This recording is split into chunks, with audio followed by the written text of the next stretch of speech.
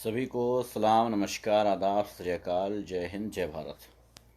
उम्मीद करता हूँ आप सब ठीक होंगे। ये सिर्फ दो चीज़ों के लिए मैंने ये लाइव बनानी है, सिर्फ दो बातें करनी है। एक तो आप सबको मुबारकबाद देना है और दूसरा है बसपा का पतन। आप सबको मुबारकबाद एएमयू के 100 साल यानी एक सदी पूरी होने पर। एएमयू अलीगढ़ मुस्लिम यूनिवर्सिटी 100 साल पूरे हुए हैं। आप सबको बहुत बहुत बधाई। दूसरा ये कि बसपा, आप सब जानते होंगे, हाथी की सवारी कई बार आप सब ने किया होगा, चुनाव में वोट दिया होगा। आप सब के लिए बता दूं, बिहार चुनाव चल रहे हैं। जिन लोगों ने बसपा के साथ गठबंधन किया है वो ये समझ जाएं कि बसपा क्या चाहती है। उत्तर प्रदेश में ये दिखा दिया है माया जी ने कि हम इनडायरेक्ट अपने आप को उनके हाथों बेच चुके हैं जो देश को बेच रहे हैं। जी हाँ, राज्यसभा सांसद का चुनाव चल रहा है। उसी दौरान मायावती जी ने जो बयानबाजी की है, जो हरकतें हैं, ये पुरानी बात रही है। ये काफ़ी अरसे से देखा जा रहा है। जब से सुश्री मायावती जी ने अपना ट्विटर बनाया है तब से इनकी असलियत सामने आ गई है।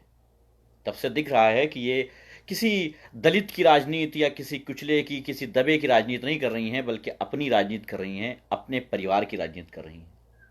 अगर इन्हें दलितों की राजनीति करना होता, दबे कुचलों की राजनीति करना होता, तो ये चंद्रशेखर आज़ाद के साथ मिलकर के काम करती, ना कि अपने भतीजे को लॉन्च करने के लिए पार्टी को तबाह कर देती। चुनावी सभाएं चल रही हैं, बहुत सारे ऐसे लोग हैं, गणितज्ञ हैं चुनाव के, जो अपनी अपनी गणित लगाते हैं, अपनी अपनी बातें बताते हैं। लेकिन जो मैं जानता हूं, जो मैं समझता हूं, वालेकुम सलाम भाई, मैं जो समझता हूं, मैं जो जानता हूं, वो यही कि ये बसपा जो है, ये भारतीय जनता पार्टी की एक इस टाइम कठपुतली है। आपका वोट अगर बसपा में जा रहा है तो आप 2 वोट का नुकसान और भारतीय जनता पार्टी का 2 वोट का फायदा कर रहे हैं। एक तो जो भारतीय जनता पार्टी के मुखालिफत में जो लोग खड़े हैं, आप उनका नुकसान कर रहे हैं, और दूसरी पार्टी को ही इनडायरेक्ट वोट कर रहे हैं। इसलिए ख्याल रखिएगा कहीं ऐसा ना हो कि आपका वोट इनडायरेक्ट भाजपा में चला जाए। इन बातों का ख्याल रखना होता है और ख्याल रखा कीजिए। थोड़ी सी बारीकी होती है राजनीति में, ज़्यादा कुछ नहीं है। आज की राजनीति में सब खुला खुलाया मैदान रखा हुआ है, कहीं कुछ भी नहीं है। ऐसा कुछ भी नहीं है कि साहब हमको पता नहीं है या नॉलेज नहीं। आज सोशल मीडिया का दौर है, 2 मिनट में पता चल जाता है असलियत क्या है। 2 मिनट में असलियत पता चल जाती है। और मायावती जी ने जब से ट्विटर अपना बनाया है तब से इनकी असलियत दुनिया के सामने आ गई है कि ये भारतीय जनता पार्टी की सेकंड पार्टी बनने का काम कर रही है। इतने मामले हुए हैं लगातार, चाहे वो दलितों के रेप का मामला रहा हो, चाहे जो भी रहा हो, चाहे जिस महिला के रेप का रहा हो मामला। सिर्फ दलित की बात नहीं कर रहा हूं। एक महिला होने के नाते इन्हें आवाज उठानी चाहिए थी, विपक्ष में इनको खड़े होना चाहिए था, लेकिन नहीं। ये ट्विटर पर लिखती हैं कि मैं अपील करती हूं कि कड़ी से कड़ी सजा दी जाए। बस वो अपील तो संबित पात्रा भी करता है, कौन सी नई बात है। और आपसे बेहतर है संबित पात्रा कि वो आश्वासन भी देता है कि की जाएगी, हमारी पार्टी देख रही है और करेगी, बात खत्म। जो कर रही हैं वो सबके सामने है। अब देखना यह है कि 2022 चुनाव में बसपा के प्रत्याशी जो रहे हैं अब तक, या जो प्रत्याशी रहेंगे, या जो वोटर्स हैं बसपा के, जो परमानेंट वोटर्स हैं, वो क्या करेंगे।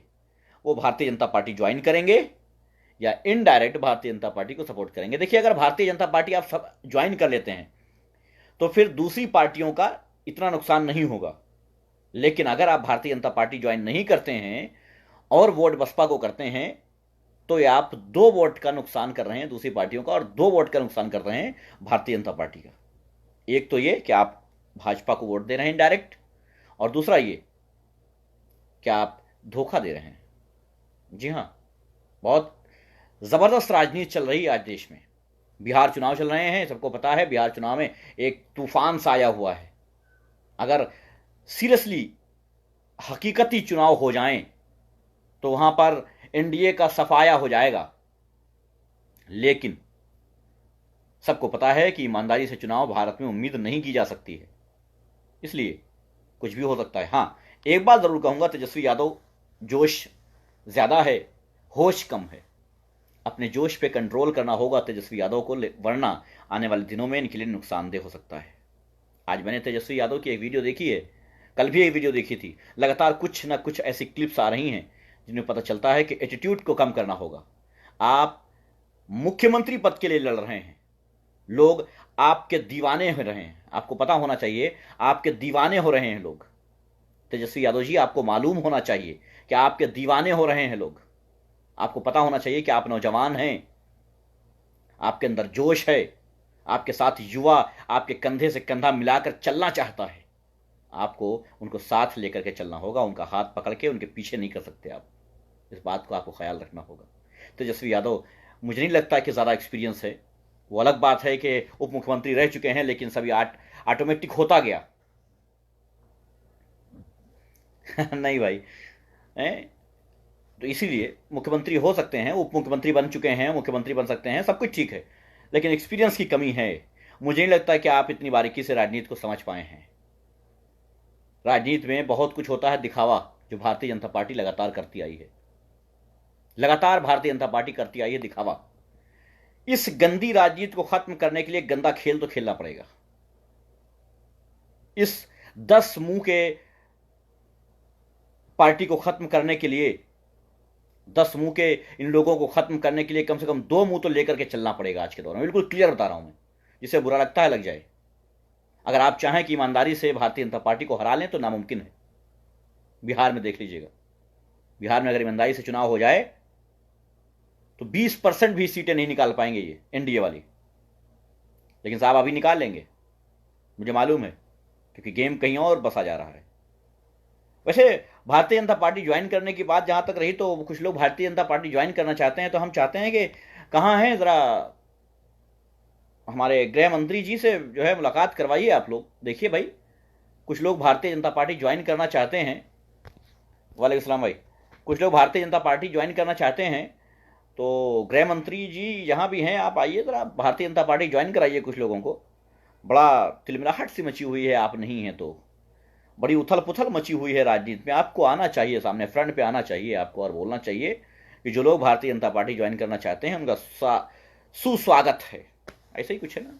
खैर,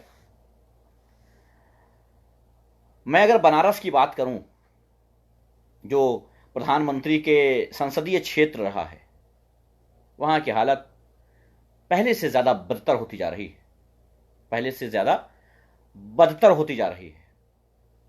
चाहे वो सड़कों का मामला हो, चाहे वो रेड लाइट एरिया का मामला हो, चाहे वो दूसरे किसी भी नौजवान के रोजगार की बात रही हो, चाहे शिक्षा की बात रही हो, चाहे गंदगी की बात रही हो, कुछ भी हो, हर मामले में बनारस पीछे जा रहा है।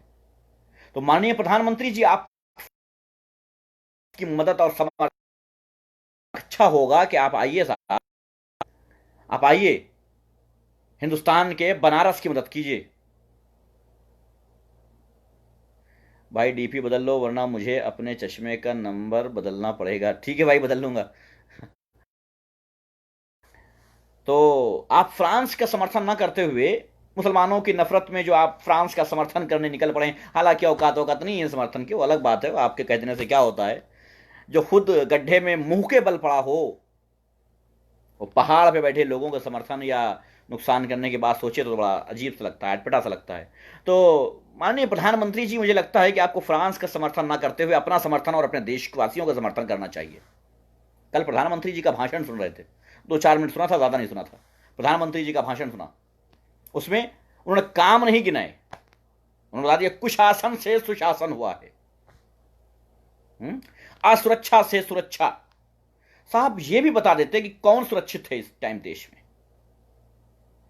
अगर हिसाब किताब देखा जाए, अगर रियलिटी देखी जाए, अगर हकीकत देखी जाए, तो एक चीज आप बता दीजिए जिसमें आपने भारत को फायदा पहुंचाया है। सिर्फ एक चीज, क्या आप पहुंचा सकते हैं? क्या बता सकते हैं? मुझे नहीं लगता कि आप बता पाएंगे। मुझे नहीं लगता क्या आप बता पाएंगे? हाँ, रेप में ये सच है कि रेप में बढ़ोतरी हुई है, बेरोजगारी में बढ़ोतरी हुई है, इन सब चीज़ों में बढ़ोतरी हुई है, ये मान सकते हैं हम। तो आप थोड़ा सा अपने आप को सुधारिए और इस देश के बारे में सोचिए। चलिए, लेकिन हो गया वो काफ़ी टाइम, आया था मैं 2 मिनट के लिए। बहुत बहुत शुक्रिया आप सबका। हाँ, एक पिन किया है मैंने यूट्यूब चैनल, ये है निसार वारिस भाई का, तो प्लीज़ इसे सब्सक्राइब कीजिए। आप लोग अच्छी वीडियो मिलेंगी आपको, उम्मीद करते हैं अच्छी मिलेंगी, तो आप लोग इसको चैनल को सब्सक्राइब कर लीजिए। 2 मिनट के लिए आया था लेकिन 15-20 मिनट दे दिए। चलिए, बहुत बहुत शुक्रिया, धन्यवाद, जय हिंद, जय भारत।